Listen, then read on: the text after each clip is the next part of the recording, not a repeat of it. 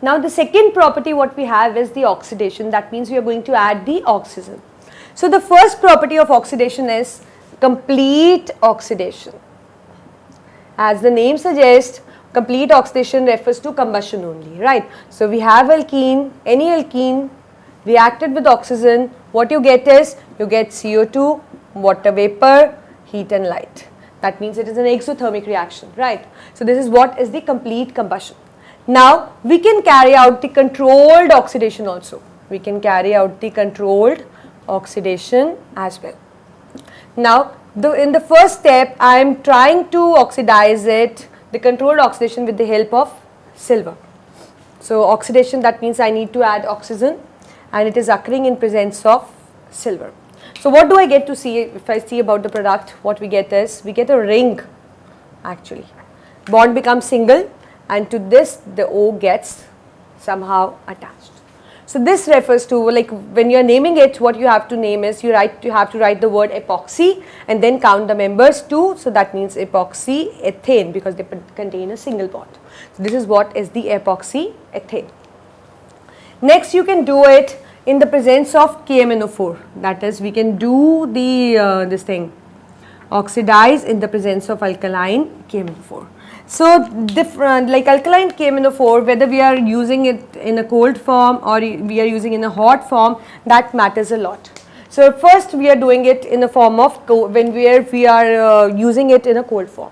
So the first thing what I want you to know, that how KMnO4 acts as oxidizing agent, or you can say how it helps in the oxidation. So let's say that alkaline KMnO4, actually this KMnO4 reacts with water in order to form KOH, MnO2 and nascent oxygen. This nascent oxygen actually helps in the oxidation. So as you can see here, we'll start with an ethene. Suppose I have this ethene, I'm going to oxidize it. So I have this thing which I have obtained from this, and then what happens is, whenever you are doing the oxidizing with the help of alkaline KMnO4, you should know that what does it will yield. It will yield the glycols. It will yield the glycols. Now what is that actually? So what happens when you do it in this way, then CH2 remains CH2, bond gets single, another CH2, and to both the CH2 what gets attached? OH. So it refers to as 1, 2, 1, 2, or you can write as, if we write in a quick name, it is ethane 1,2 diol, or with the common name what we can use is, it is glycol. It is glycol. So whenever the adjacent carbon atoms carries the OH group, it is termed as glycol. So actually when you do it with the cold KMnO4, we get the glycols, or we get the diols. We get the diols. So now let us do with the hot one. Now I have ethene. I am going to oxidize it with the help of hot alkaline KMnO4. You have to keep in mind that when you are doing it with hot alkaline KMnO4, it is actually further divided into two parts, for terminal alkenes and for non-terminal alkenes.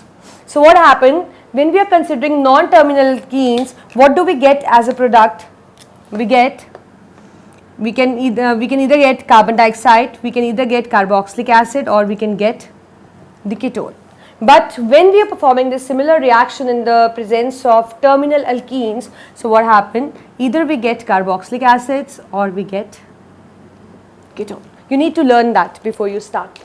So see, if here this is my alkene, and obviously it is a terminal alkene. Terminal alkene is that in which the the double bond is present in the corner. So this is what you can see here. So what happened? Actually this hot alkaline KMnO4 is so strong that it actually cleaves the CC bond also. That means where the double bond is present, it is going to cleave that bond, and those carbon are going to separate. And now what will be the product? Whether it will be carbon dioxide, whether it will be carboxylic acid, whether it will be ketone, that actually depend upon the number of the carbon atoms present in this side or that side. So when it is one carbon atom, like if whenever you see that there across a double bond you get one carbon present, then ultimately it is going to form the oic acid, that is the formic acid, which will further break down into CO2 and water vapor. So what do you get here? So obviously you get 1,1C on both the sides, the bond is going to break, and what you are going to get is HCOH, which further breaks up into CO2 and H2. Let's take some other alkene, terminal alkene. So again, this is my terminal alkene, hot alkaline KMnO4. So now in this case, the bond is going to cleave from this side. Bond is going to cleave from this side. So as you can see, there is only one carbon atom. So obviously it is going to form HCOH, this carbon, which will further result in the formation of carbon dioxide and water. Now what happened to this thing? This actually get transforms to CH3COH, that means it forms an ethanoic acid. So whenever you get to see one carbon atom across a double bond convert into formic acid and then split into CO2 and water, and the rest of the chain you have to convert into carboxylic acid. But keep in mind, when you are using the hot alkaline KMnO4 for terminal for terminal alkenes, we are doing it for terminal alkenes, right? So when you are doing it for the terminal alkenes, obviously, so they are going to form like this. Terminal 1 is this thing, CO2, carboxylic acid or ketones. And for non-terminal, it is obviously an aldehyde, a carboxylic acid or ketone. Right. So this you have to consider here. As we are talking of non-terminal alkenes, so obviously they are going to break up into carboxylic acid or ketone or in CO2. So as you see one carbon atom, obviously it is going to break into CO2 and water vapor, and rest of the chain get transformed depending upon the nature, that how the arrangement is there. Let's see another example. Suppose again this is my non-terminal alkene. So what happened? Again, if you do it this way, this is going to cleave from this side. As you can see, one CH2, so ultimately it will dissociate into formic acid, which will further dissociate into CO2 and water vapor. But what happens to this? As you can see, this is RCR. So obviously it is ultimately going to form a ketone, that is CH3COCH3. So this is what is you'll observe when you'll carry out the oxidation in the presence of hot alkaline KMnO4 in the case of terminal alkenes. Now what about non-terminal alkenes? So let's take an example for non-terminal alkene. Let's write here.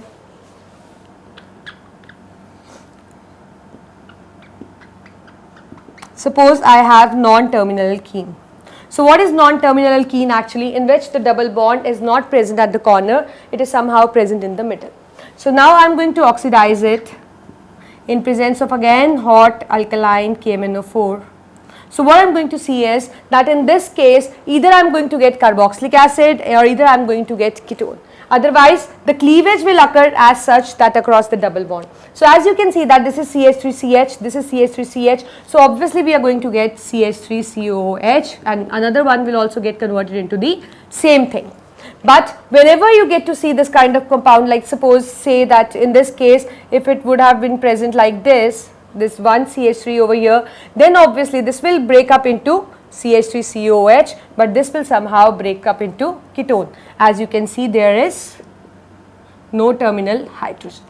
So this is how you are going to do it. Just keep in mind, when you are doing the oxidation with the alkaline KMnO4 in the cold situation, you will get the glycols, that is the diols. That means to the double bonded carbon atoms, only the bond will get single, and to OH1 will attach here and OH1 will attach to this side. But when we are doing for the hot ones, for hot alkaline KMnO4, for terminal and non-terminal, it actually happens. For terminal, it will form CO2 when there is only one C across the double bond, right? And it is going to form carboxylic acid when you can see their terminal hydrogen. Or you can say hydrogen is present with the carbon which is involved in the double, the unsaturated system.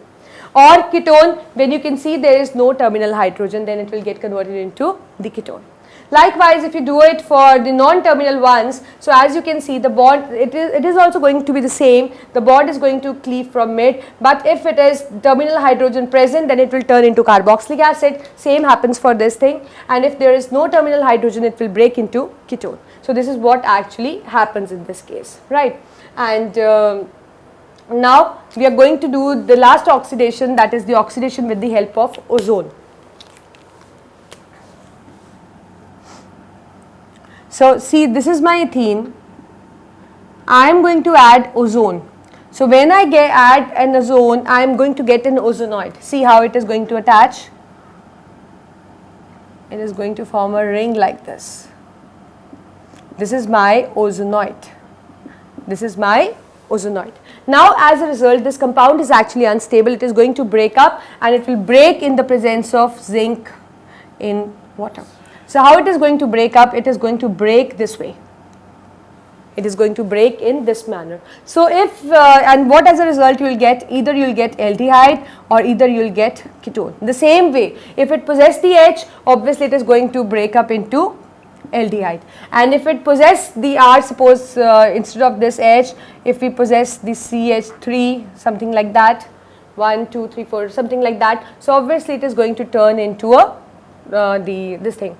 Suppose it is like this and you have one more CH3, so it is going to convert into ketone, and if there is terminal hydrogen, it is going to convert into aldehyde. So keep in mind, it is all matter of terminal hydrogen. If terminal hydrogen is present, it is going to convert into aldehyde in this case and carboxylic acid in that case, and if it is not going to possess the terminal hydrogen and instead of that alkyl group is present, obviously it is going to turn into ketone in that case also and ketone in this ozonolysis also. And you know that this reaction is something called as ozonolysis. That means when you add ozone, the compound gets lysed, that means broken up, and it results in the formation of aldehyde or ketone. So this is what is the chemical properties of the alkene. And one more thing, like if you get a question like that which property actually help you to know that where is the position of the double or triple bond, then you have a clear answer. In order to locate the bond, you use the property ozonolysis, and whenever you want to know that it is a terminal alkene or non-terminal alkene, then you can perform actually this kind of reaction in which you get to see carboxylic acid and the aldehyde or the ketone form. So this is what is the chemical property of the alkenes. I think it's clear. Complete combustion is burning, controlled in presence of silver epoxy and alkaline KMnO4. This actually, and you know that one more thing, this reaction actually serve as a test also. This is called as Bayer's test. This is also a test among unsaturated compounds. So what happened is, it is initially of pink color, but when the reaction take place, this color gets discharged, but somehow we can see the reddish brown color, and that color is due to MnO2. So whenever the pink color gets discharged and you get to see some reddish brown color, that means the oxidation has taken place, and that given organic compound is nothing but the alkene or an alkyne, because this test happens also for the alkynes also. So it is basically a test for an unsaturation. So alkaline KMnO4, I think it's clear. For cold we get diols, and for hot, if it is terminal, we get CO2, carboxylic acid and ketone, and for non-terminal we get carboxylic acid or ketones. And if we talk about ozonolysis, we are going to add an ozone, and what do we get? We get an ozonoid, and when we add zinc dust, what we get is that depend upon that if that carbon contain hydrogen, it will turn into aldehyde, and if it won't carry any hydrogen, instead of that alkyl group is present, so obviously it is going to convert into ketone. So this is what is the oxidation, and with this we finishes with the chemical properties of